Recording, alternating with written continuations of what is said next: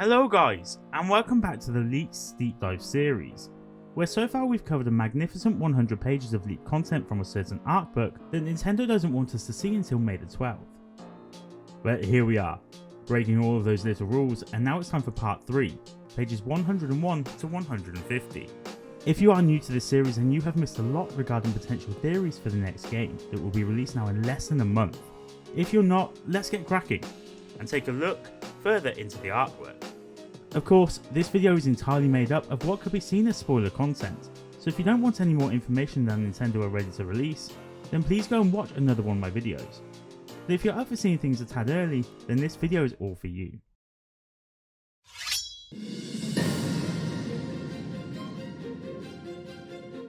Page 101 is where we start, and what a way to start. We are shown a massive pillar with the craziest structure and structural damage. First of all, I want to pay attention to the tree roots in the background.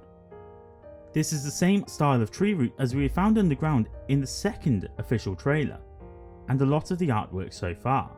This structure, whatever it may be, is 100% underground. So now that we've established the where, let's take a look at what this is. First and foremost, we have a pillar that would appear to have steam spewing out of several orifices. Some of the holes where the steam is coming from look designed in that way into the tower itself, but others look like steam is coming from cracks within the brickwork. About a third of the way up the tower is a platform with many symbols adorning the railings and the brickwork. These symbols are without a doubt linked back to the Zonai, as the symbol we see time and time again in this artwork reappears here. I do have a theory about what this is, but I'm holding off until we get to a certain page in the book, as it will make a lot more sense then. What I find interesting here is that the base of the pillar, which seems to be attached to the buildings on the shot on the left, has the underside also decorated, and is then shown on its own in the bottom right image of this page. This indicates that the building on the left disappears somehow. I made it clear here that this is steam and not water, and that's due to the translation at the top of the page which reads smelter blast furnace. This is linked somehow, I feel, to an earth or fire temple design of sorts. And the more I see images like this and the image of the watery ceiling, the more I feel dungeons will play a part in this game. We can rest up a little now, as the next 2 pages are showing us new designs of Lizalfos. These aren't really anything new so to speak of, but the new designs of the leveled monsters do look awesome. I can't wait to see how this occurs, whether it's via the Blood Moon or whether level 3 monsters for instance will command a group of level 1 creatures. Page 104 sees a giant door similar to our Ouroboros door that Link shoves his way through in the first official trailer. It looks amazingly regal, and again these Zonai marks appear everywhere. This area is really pretty, and clearly very important to the game, but just what it is as of yet remains to be seen. Any idea on this one guys, please leave it in the comments below. I'm super excited to see what you guys come up with. Up next are 2 very interesting images. The first is of a Sheikah female, and at first I thought I knew who this was, a very adolescent Pura. Now this is not to say it isn't her, it could well be, but in a past sequence like a flashback to her being within her teens. It could also be another Sheikah, as we've seen a couple of other members of the tribe outside of the Dueling Peaks stable. I'm still leaning on this being Pura however, due to the hair and the general nerdy image. But due to what we see later on in the book, I don't think this is current time, or that Pura herself has got stuck as a teenager like she did in Breath of the Wild. The right hand side of this page though is what interests me the most. Music in Zelda games has forever been a staple of importance, and Breath of the Wild lost this completely. But so far we've seen a band manager character, several instruments, and now a brand new one. The translation here reads that this is specifically a Gerudo flute. I don't know what relevance it will have to the rest of the game, but I can't help but feel this conductor guy, his instruments and the Gerudo flute are somehow connected. Not unless the Gerudo flute is how we summon our little flying machine. Up next we have giant ferns and the spiky ball that Link sends back up the hill via his recall action in the second teaser trailer. There are no surprises here, just images showing how the development cycle came about for said ball. Right, where do we even start on this page? I mean, before we do, if you're enjoying this series, why not consider subscribing or getting involved in the comments below? I love hearing your ideas, and this next page seems to me to be worth talking about to some degree. I don't know if this qualifies heavily as potential spoiler territory, but I will put it down inside of its own chapter just in case, and we will label it as spoiler content. I'm going to start with the right hand side of this page because now we know all about this. This is showing us our fuse ability, with the fusing of Keith's eyeballs to arrows to make homing arrows. Nothing new here, nothing to see. But the left of this page has had everyone confused about what is to come from this game. We see an image of Link, but a different Link to what we have seen recently. We see what is undoubtedly the Link design from Link's Awakening, and that's confirmed by the translation of the text on this page, which reads Dream Hero Outfit. This style contrasts everything that's within the game so far, but I would imagine that this is a pretty unique outfit that will either be given away via a special giveaway or via Amiibo. We have already seen some Amiibo be released for this game, but potentially when the game relaunches on Switch 2, because that feels inevitable, maybe we will get a Link's Awakening Amiibo to go with it. Either way, this outfit is super cool and is an amazing nod back to the good old days. Our next page shows us that mushrooms do indeed equal light, as images of mushroom-styled fauna are shown and all of them relate somehow back to being lit. There are 5 different types of mushroom lamp, some of which are roughly 3 times the height of Link. There are also a few different types of lantern, and we've seen these hanging from the belts of the strange mushroom people. I've gone on record stating that these should be somewhere dark, but it would appear from our latest trailer as if we are going to see a new group of people settle in Hateno Village, which has been overtaken by these mushroom people. It seems we have our answer here to just where these guys will be at least, though we have no idea on whether these are just another tribe or a new rendition of the Minish. A very creepy and bold early concept art for Ganondorf is shown next, and there isn't much to say in reality here. His face, jaw especially, is based on a gorilla's jaw. But other than that, we are looking just at very early concept art. It's cool to see, but it doesn't tell us much at all. The only thing of note here is that on every major joint he has, and in the middle of his hands, seem to be eye-shaped features. These are on his knees, hands, and where his navel should be. I don't know the link entirely, but that seems to be mirroring the design of the logo used for the Ultra Hand ability. The hand on that ability has a hole, essentially through every joint. Before I move on with this, just how amazing is the model for Ganondorf shown in the latest trailer? He's a direct fusion of the Ocarina of Time design and the Twilight Princess design. I think Tears of the Kingdom will skirt over this, but I believe he is the same Ganondorf from Twilight Princess who has been sealed away for millennia. We've seen this next enemy before, or at least a version of it. This looks a bit like the Deku-like from Twilight Princess. The overall aim here is to get close enough for the mouth to open before throwing a bomb inside, causing it to explode from the inside. We actually see in the right hand corner of this image what a bomb of sorts could look like.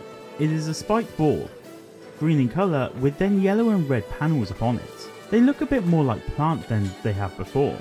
I think now I have an idea about bombs, and I don't think they're something that you find, or something that you're given. I don't think they're a permanent item, but are consumable. And I think that we make them via our fuse ability.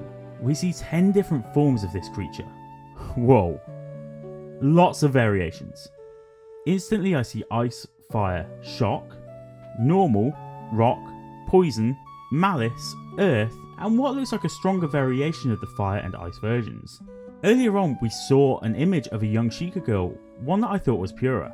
Now though we see a character who is 110% Pura, and she has new toys. The mask that she wears in Breath of the Wild seems to be highlighted quite heavily. I wonder whether she will actually use this as a form of goggles or something to that effect. I'm going to skip the next page as it's showing how they have redesigned Pura and how her hair is designed to frame her face. And now we will move on to 2 images that I presume are supposed to be side by side in the book. This image has a lot to dissect. First of all, we have the inside of a cave structure with a broken down dragon statue in the centre. Next we have Link and Zelda exploring said cave, where there's a few things that have piqued my interest. First of all, we can see that this location is ancient and broken down. As Link and Zelda are together, I can't help but feel that this is during the introduction of their exploration where they find Ganondorf. On the floor in this area is a stark contrast. Puddles of what seem to be either heat or lava, and ice are behind the hero and princess. I'm fairly definite that we won't see Link and Zelda together like this very often, and maybe even just at the start of the game. So this could be a shot from one of the first cutscenes in the game. The next 2 pages again are trees. But there's a twist. There is a box at the bottom of the second page showing these trees, and it depicts the trees growing. We've been promised by Eiji Aonuma a different Hyrule to ever before. And let me just paint a picture. Trees and fauna grow over time, allowing you to cut them down for more materials if you leave them. Bokoblins and monsters build structures over time. and get larger and more foreboding with better rewards for dealing with the bigger structures. As malice impacts areas, locations get destroyed or terraformed. This is what could truly allow for a bigger, more expansive new Hyrule. In the first official trailer, we get to look at the tableau, and one of the shots showed a load of monsters invading. Now we finally get to see the whole thing. A ton of creatures invading and overwhelming the forces of Hyrule, while a demonic king gives the order. In contrast to the other tableau, where we see the mysterious Zonai and Zelda holding hands, the top of this image has what looks like a sun that has been wrenched out of position. A black void. The interesting thing here is that this shape is oddly cog-shaped, and reminisces something we have seen before in the Zelda series, the Gate of Time. Could it see a reappearance in Tears of the Kingdom? Is this truly a proper time loop? We're now seeing bones be attached to a sword in a really crude fashion. Seriously, more bone swords? We just want meat arrows, damn it. Page 122, and we have a deep red wall with a railing that has been built. And it is at least double the size of Link. I think this is the same location we saw before that seemed to depict the Fire Temple style room, and the flame light on the right hand side of this image seems to lean into this also. Right, so it's spoiler time. So again, if you don't want to see anything too massive, just jump on past this. This page is dedicated in full to a new device that we have actually seen in now 2 trailers, albeit not for a long time and no major fuss was made over it. This device looks like a gumball machine, with a giant orb filled with smaller orbs that presumably break open, and then a slot for them to land in when they are fired out of the orb. These are very similar to a Japanese gambling machine, called a pachinko machine. Link must insert something onto the circular disc that then flies upwards into the machine before returning with an orb for the hero. These orbs we have no confirmation on, but I think I have an idea as to what will be in them. If I've compiled my facts correctly, we will be aiding to rebuild Hyrule in Tears of the Kingdom. We've seen in the gameplay footage a shot of some half-built buildings under some form of white tarp, which indicates that they are under construction. And we've also seen some areas with a lot of supplies for building, more than a car or plane would require. We also see a half-built house in this shot of the new trailer, where the Sheikah are watching the destruction going on. We also saw these bubbles that Link can swim in without needing to breathe, and inside of these seem to be orbs with building materials or blueprints inside. I think this pachinko machine holds construction parts, and with some form of a payment system, whether it's rupees or something else, we will be able to purchase orbs with building materials and blueprints. This will give the game a random feel, as they don't have to come out in the same order with each save file. As an interesting note, these machines are only found in the sky by the seams of things. Oh, we have a cute donkey next, forced to carry lots of equipment for the Sheikah. We have a lantern with the eye upon it, saddlebags, and a buckle which ties everything to the donkey that mimics belts worn by the Sheikah males. Page 125 shows us a pillar that seems to rotate to reveal what I think is going to be a set of spiral stairs. A gold concentric circle is featured as having 2 locations, at the top and the bottom of the first pillar base. This has been seen before in a previous image that interests me, but I'm struggling to see the connection here other than the pillars being in a similar or same area. Caves up next, and Zelda has a torch lit to show her the way down a zigzag set of stairs. Again, I think this is from the intro section of the game, and I think we will be following Zelda down here. I still don't think she's playable. Not in the slightest. Another outfit is shown next, and it's just named as Dark. No way, as a special bonus do we also get a Dark Link outfit. That's awesome! We also have another paraglider design. I think that these are going to be unlocked with amiibo purchases, but still, they're pretty cool to see. Now we have another mushroom lady. She has mushrooms all over her. Her dress, her hat, the mushrooms on the hat, the buckle. I've been shouting about how these are the Minish, but in all truth, they seem to just be another group that have settled into Hateno village. Where they've come from and why they're so obsessed with mushrooms is another thing, but while I'd love to say that these guys are a rendition of the Minish, I just have a feeling that they're not. We next have a market store, clothing an item by the seams of things. I think this is our new Hyrule area, which I also think will be up in the air, in a fully circular moment of people living in the skies, just like Skyloft. Next up, we have a corroded piece of metal, and it looks like the metal from the Master Sword, although I'm unclear on what exactly this is. Potentially an ore of some form in order to repair the sword with, or maybe just a piece of the sword itself. On the right of this image we have a massive foreboding castle, drawn out in black and white, similar to the glyphs that we've seen before. The next page is where, before we knew it was called Fuse, we learnt that monster parts and weapons would be fused together. We see a massive array of these fusions. Tooth Sword looks interesting. We now have a new outfit for Link, and wow, this is incredible. It is Zonai inspired, which seems to be inspired by the Mayan and Aztec era. In fact, the Zonai, a race who had incredible powers, suddenly went missing and left nothing but tiny clues behind them, questioning whether they even existed at all, seems to be almost perfectly in keeping with the idea of the Mayan. This is probably my favourite outfit I've seen so far. It looks like someone took the Barbarian set from Breath of the Wild and just took it up a level. We next have a shot of the tableaus being compared from gold and brick effect. Not much to be seen here other than that the gold looks much better. Now we have an overall shot of the giant Tree Sky Island. Look, if this isn't the entryway to a dungeon of some sort, I don't know what is.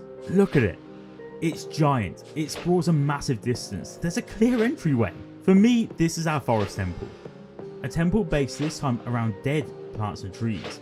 A moody and atmospheric dark hole of a temple, and I can't wait. We next see pauldrons and arms from another armor set. This is nicely designed and again, pretty Aztec. Meat huts! If we can't have meat arrows, then we'll just have to have houses made of steak. Perfect. Seriously though, I think this is likely to be an area where we can cook and buy foods. These I think are different to the stables, but we will have two different types of buildings as horses won't be quite as important in Tears of the Kingdom. Page 137 is an interesting one. From the top down we have a really pretty structure, surrounded by the lights found in the sky. These are in front of a gong. Within the Indonesian culture, a gamelan tradition is used to accompany religious rituals and ceremonies. But it originated in the Saka era within Javanese mythology. It is said that the king of all Java would use the gamelan from atop the Medang Gamelan as a means to summon the gods. This gong is set upon a section that is labelled as beautifully arranged, although it resembles a large piece of stone with markings, probably Zonai upon it. And underneath this is a rock that is seen as a part of nature, large and rising from the floor. We don't know how large the structure is, but we could suppose that this is designed to emulate the Medang Gamelan, just like the various structures we've seen in the Zelda series that resemble parts of other cultures. This gong, or gamelan, is designed to call the gods. We have had earlier on a guy with a conductor's outfit with many different instruments. It is said that the gamelan is often accompanied by dancing, by music, and almost a theatrical display being made. If we didn't already nearly have it confirmed that we were collecting some form of essence named Tears, I would be jumping on the idea that we would be collecting instruments. But I think this is a side quest of sorts. I think somewhere down the line we establish a troupe, and we use said festivities to summon the gods. These gods will be linked to the main story, but they may not be gods as such, rather something else. This something else I'm going to be covering in two separate videos. Once briefly in the next leaks video, and a much more detailed look when we get to the end of the leaks artbook. This page though is 100% more important than it would seem. On the left of the next page we have another paraglider. And I think this guy will be a reward for helping a number of Koroks with meaningless quests. I think this is where a bulk of our side quests will come from. And each Korok will have a different quest that will result in them forming a new settlement or settling in the Skylands, seeing as their home is no longer around in Tears of the Kingdom.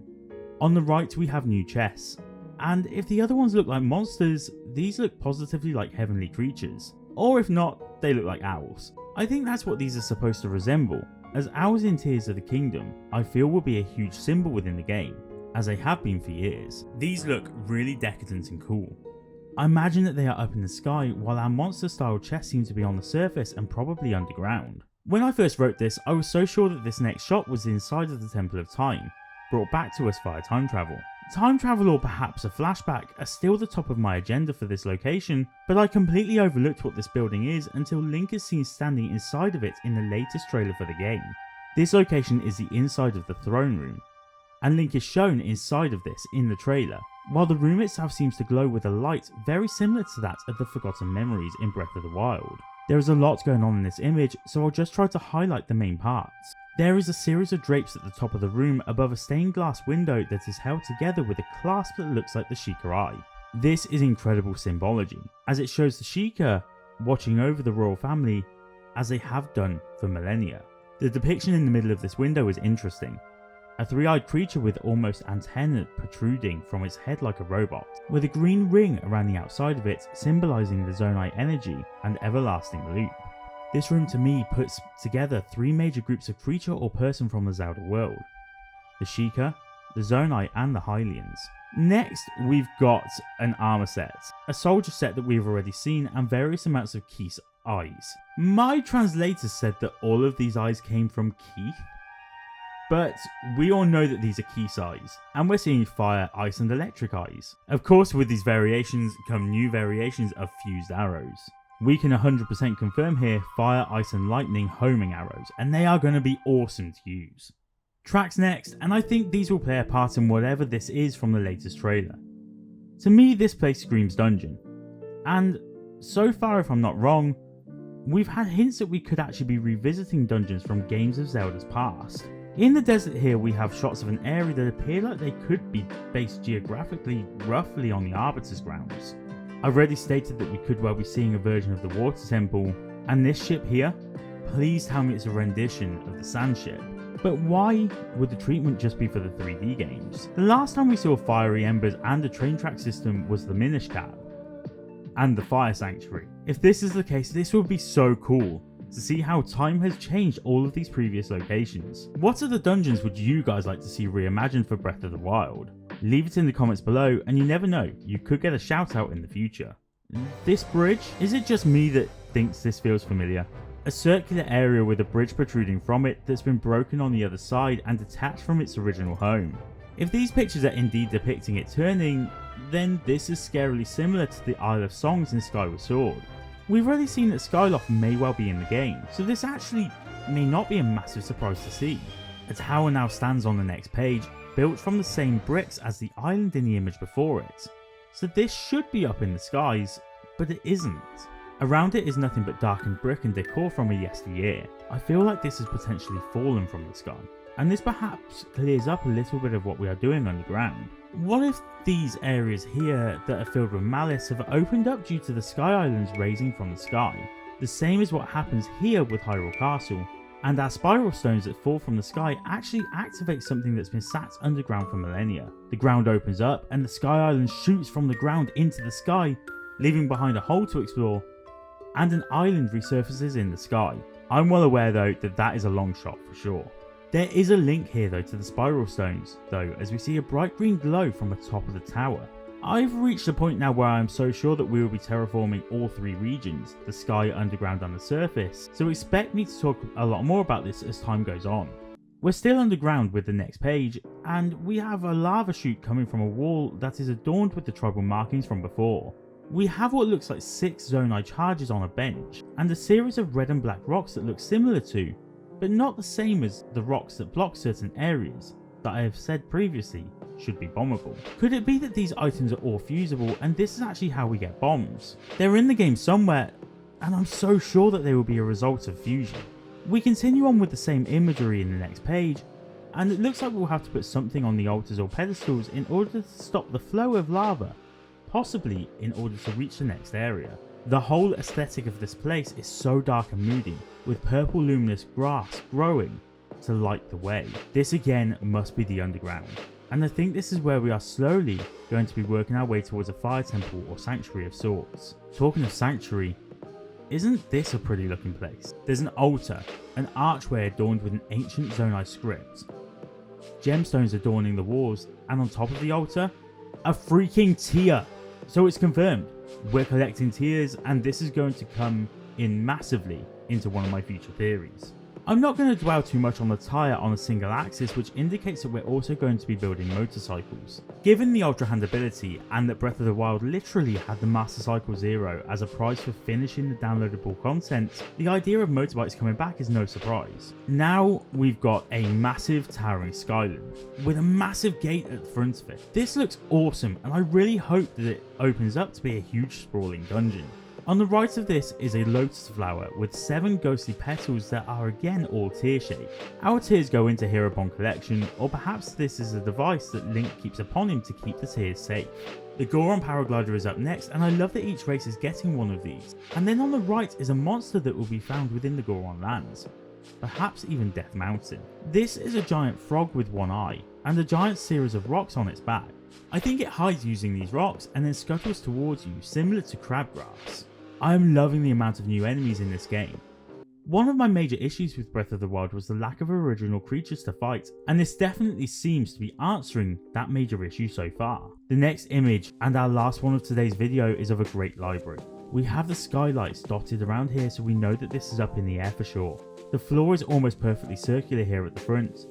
So I wonder if this opens up and reveals to us the map that we saw in the first 50 pages. I don't know whether the books themselves will be interesting, but we have seen libraries come into use before within the Zelda series. The most notable one being Link's Awakening, where a book literally tells you how to get to the final boss. Could it be that the books here literally tell us about where the dungeons are and therefore where the tiers are, before the floor opens up and allows us to skydive to the floor? I'm not sure, but it sure is fun to think these things up. And just like that, we're up to page 150. It feels crazy saying this, but the next video will be the last of this series, and we will fly through in a little bit of an extended episode to finish the book and go from pages 151 to 206. If you've watched this far, then thank you so much for watching the videos on this. They've been great fun to put together. If you have any ideas on what any of these pages could be, or any of your own theories, please get involved in the comments below. And as usual, please, if you've enjoyed this video, don't forget to subscribe to the channel, as it really helps me and it helps you keep up with the latest content for Tears of the Kingdom. I'll see you all next time. Bye!